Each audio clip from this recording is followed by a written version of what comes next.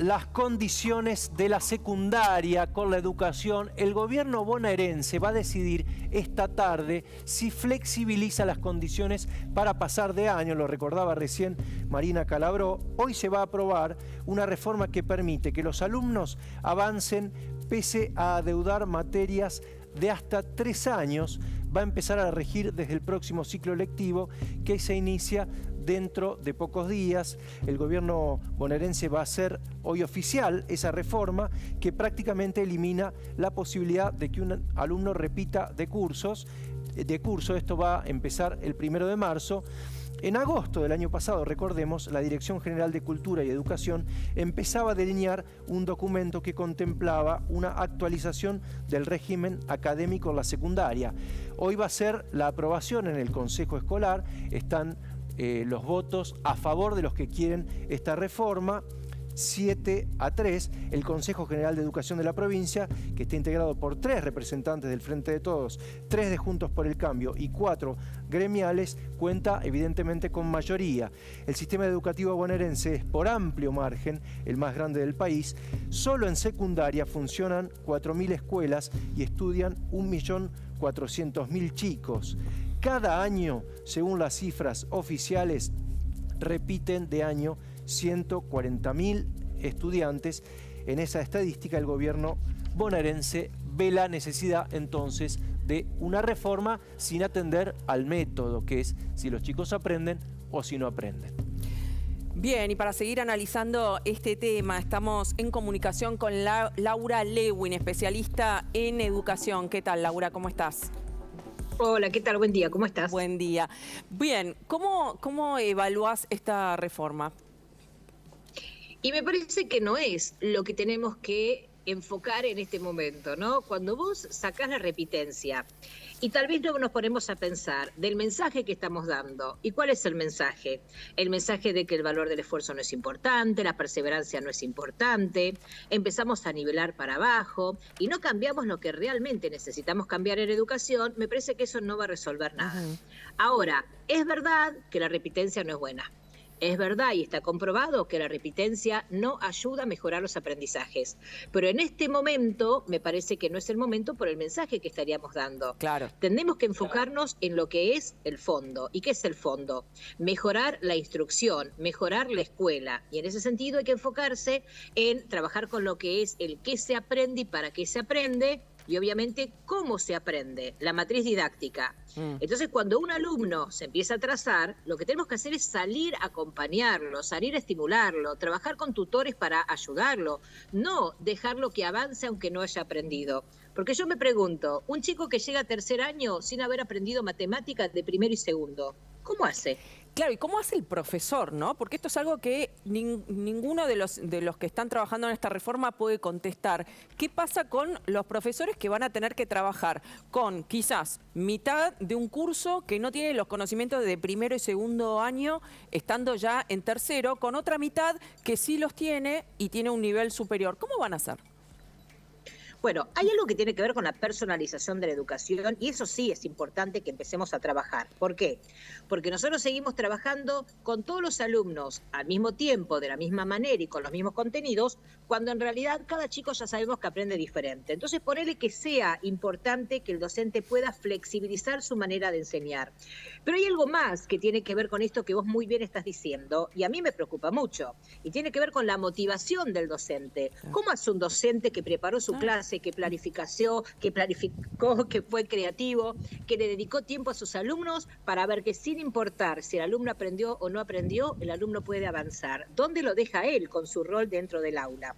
Entonces, tenemos que trabajar mucho lo que es la matriz de la escuela, ¿no? Esto de dejar de enseñar lo mismo para todo el mundo, al mismo tiempo y de la misma manera, porque hace que el alumno no se motive. Porque hoy tenemos que trabajar con nuevas alfabetizaciones, porque este mundo está avanzando a pasos agigantados. Laura. Porque la tecnología está avanzando y nosotros estamos quedando atrás. Claro. Entonces, repetir o no repetir me parece que no es lo importante en educación hoy. Laura, si te parece, vamos a repasar esta medida que se va a analizar hoy en el Consejo. Recordemos que tienen mayoría los que quieren esta reforma. José, a ver, repasemos los principales puntos. Sí, los principales puntos de esto es la eliminación, elimina la posibilidad de que un alumno repita. ¿Por qué se elimina esto?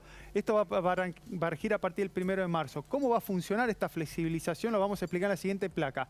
En lugar de tener 13 materias tradicionales, como ocurrían hasta la actualidad, se pasarán a englobarse en 8 o 9 agrupamientos verticales. ¿Qué son esto? Un ejemplo es, se le va a llamar ciencias sociales a las materias que incluyen historia y geografía, ¿sí? Ese es uno de los ejemplos de cómo van a formar estos ejes. ¿Qué es lo que dice después dentro de cada agrupamiento? Pendientes de aprobación durante 3 años. O sea, supongamos, tenés 2 o 3 materias en cada uno de estos grupos. Si aprobas 2 de las 3, seguís avanzando, claro, aunque en una de esas patas no hayas avanzado esto que explicaba Guada. Podés llegar al último año sin haber aprobado la matemática de primero y de segundo. Pueden estar desaprobadas hasta 2 materias dentro de cada uno de estos agrupamientos. Entonces hay que prestar atención a ver cuántas materias va a tener cada agrupamiento, porque si tiene 3 materias el agrupamiento y puedes desaprobar 2, con aprobar una de las 3, claro, que te vaya más o menos bien, seguís avanzando. Ni repitencia, ni repetir, ¿sí? Son palabras que se van a eliminar. Claro, porque dicen que son estigmatizantes. Exactamente, son parte de las palabras. Lo que se va a tratar de buscar es la forma de que los alumnos continúen y no emigren de los colegios, pero lo que se dieron cuenta también es que más allá de la repitencia, muchos dejan igualmente el colegio porque no están encontrando en el colegio la posibilidad de un aprendizaje. Y ahí quiero retomar un concepto que decía Laura. ¿No es más fácil o no es prioritario empezar a cambiar el qué le enseño? Laura, y el cómo, ¿no? Y el cómo. Si me permitís, yo no soy un especialista en el tema, pero me da la sensación de que cuando un chico ya llegó al estado de repetir, ya es tarde, porque ya no aprendió. Entonces vos decís, bueno, acá no ayuda nada hacerlo repetir. Ahora, esta reforma entonces tendría que abarcar un paso antes. ¿Cómo enseñan? Exacto. ¿Y cómo habría que abordar eso? Nosotros tenemos que repensar varias cosas. Primero, la matriz curricular, es decir, qué enseñamos y para qué enseñamos. Vos fíjate que tenemos programas de hace muchísimos años, con un mundo que no deja de sorprendernos con la velocidad que está avanzando. Entonces, ¿quién les está enseñando a los chicos a ser más emprendedores? ¿Quién les está enseñando a programar? Hay un montón de alfabetizaciones que tenemos que incorporar. Es decir, ¿qué enseñamos y para qué enseñamos? Punto número 2, como vos muy bien lo decís, ¿cómo estamos enseñando? Hay docentes que siguen enseñando como ellos aprendieron y por lo tanto están enseñando para un mundo que ya no existe, porque no hay manera de comparar a un alumno hoy con cómo éramos nosotros cuando íbamos a la escuela. Sin embargo, se sigue enseñando igual. Hoy tenés un celular, hoy tenés un chat GPT, hoy tenés una tecnología que ya hace que buscar y tenés docentes que no están a la altura, ¿no? ¿Podrías poner un ejemplo de qué habría concretamente, a ver, en qué se te ocurre que podría cambiar para que el chico aprendiera más o captara con mayor atención? Bueno, además de los programas, por supuesto, porque si a mí no me interesa lo que pasa en el aula, si yo en la mitad de la clase no puedo contestarme la pregunta de ¿y esto para qué me sirve? No voy a poder estar motivado en el aula. Entonces, primero los programas. Segundo, aprendizajes activos. ¿Y qué es eso? El alumno en el centro de la escena. En vez de tener un alumno anestesiado, adormecido, escuchando a un docente de manera pasiva, queremos un alumno que puede involucrarse cognitiva y emocionalmente con lo que pasa en el aula. Es decir, el aprendizaje no es un deporte para espectadores. Los chicos tienen que estar activos, manipulando ese contenido, aplicándolo, fusionándolo, creando, haciendo algo con ese contenido. Y si vamos a trabajar con aulas centradas en el alumno, el diseño de aulas también tiene que cambiar. No puedo seguir teniendo aulas con sillas mirando para adelante, exacto, en donde cuando tengo un intercambio ni siquiera puedo verle los ojos a mi compañero. O sea, no va más el modelo del maestro hablando, una clase de 30 y pico de chicos escuchando. Ahora, en concreto, ¿cómo sería eso? Porque uno dice, bueno, los involucro por ahí 5 minutos, 10 minutos, pero todas las clases hay que cambiar todo, me parece, ¿o no? No es cambiar todo, es empezar a preguntarnos como docentes qué funciona y qué no funciona. Entonces, ¿funciona que yo siga parado delante del pizarrón transmitiendo contenido? Y no, porque hoy los chicos tienen acceso a eso con un celular, con un código GPT. Exacto, en 2 segundos. ¿Qué pretendo? Que en vez de hacer deberes en casa, podamos invertir el aula. En casa puedo ver un video, puedo leer un texto, y cuando llego a la escuela activamos ese contenido. Empezamos a investigar, empezamos a debatir, hacemos un proyecto, es decir, activamos ese contenido. Para eso, claramente, necesito garantizar conectividad en todas las casas, ¿no? Que esto ya no es ni siquiera un tema de discusión. Esto es una condición absolutamente necesaria para que todos los chicos puedan aprender, no solamente algunos. Ahora, en Entonces, la clase, Laura, Sí. es decir, el maestro tiene que tener el ingenio agudizado para que se le ocurran participaciones y formas creativas, no sé, cada 3, 4 minutos, supongo, porque ¿cuánto dura No. la atención de un chico en esos Bueno, casos? la atención, claramente la atención dura muy poco, tenemos que todo el tiempo estar retomando esa atención. Pero creo que de lo que vos estás hablando, y esta es la parte importante, es salirnos de ese rol docente impartiendo contenido.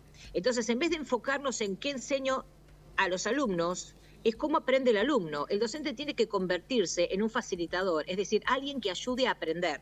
Salimos del rol de pararme delante del pizarrón para transmitir contenidos, para pararme en un costado, permitir que el alumno esté en el centro de la escena y yo sea quien ayuda a aprender. Y esto es desde vemos un video en casa y en la clase hacemos un gran debate, podemos hacer una dramatización, podemos investigar, podemos trabajar por proyectos, podemos resolver situaciones, es decir, trabajar con habilidades, desarrollar el pensamiento crítico, el pensamiento creativo, el resolver situaciones. Hay algo que es muy importante, Pancho y Guadalupe, y tenemos que empezar a entenderlo.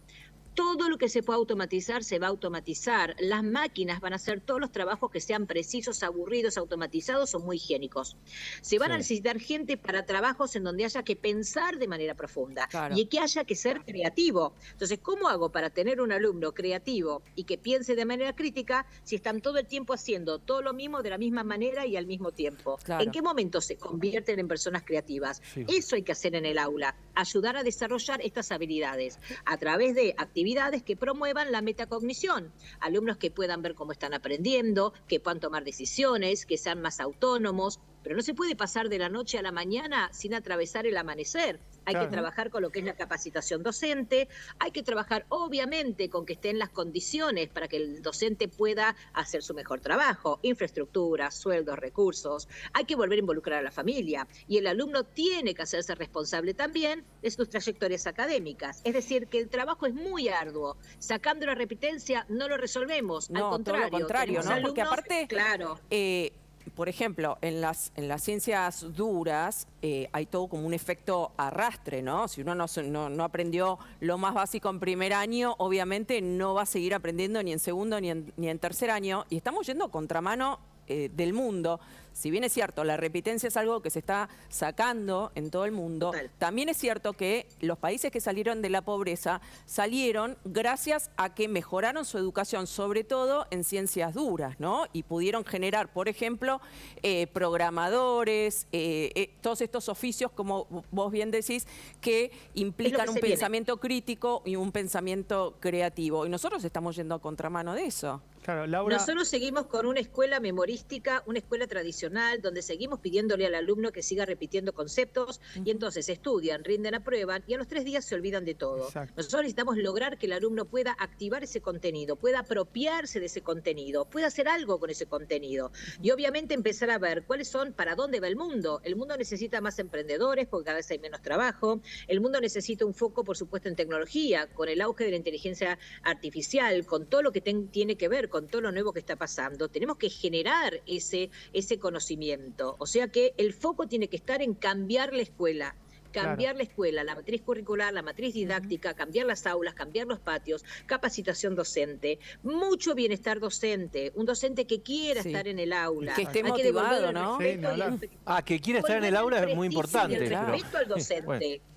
A mí se me ocurre, justo se me viene a la mente el caso de Ana María Stellman, que es una maestra argentina que estuvo entre las finalistas para ser maestra del año, que trabajaba con chicos muy vulnerables en La Plata, no sé si te acordás el caso, que lo que hacía, como era en la zona del hipódromo del colegio, los sacaba al hipódromo para que aprendan justamente del oficio de los padres, que muchas veces los padres eran analfabetos. ¿Qué es lo que hacía? Bueno, tenemos que hacer una cuenta matemática, bueno, tenés que pesar este alimento con esto, cruzar esto, y así los chicos lograron sacar del aula justamente el aprendizaje ese y ponerlo en práctica en el día a día. Claro. La clave ahora es eso, que los chicos no solo agarren un concepto, sino puedan aplicar en el día a día eso, salir del aula y decir, bueno, esto me sirvió para tal cosa, que sea algo más de utilidad en la escuela.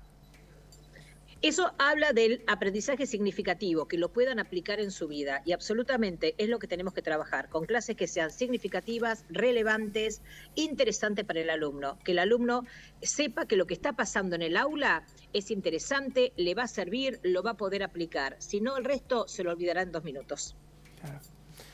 Muy bien. Bien, Laura, muchísimas gracias. Beso enorme, gracias. Llama la atención, y esto corre por mi cuenta, no quiero implicarte a vos en mi apreciación, que justo en un año electoral se haga este tipo de reforma, teniendo en cuenta que muchos de esos chicos votan, ¿no? Por primera vez este año, chicos de secundario. Así que siempre la política en el medio. Hay información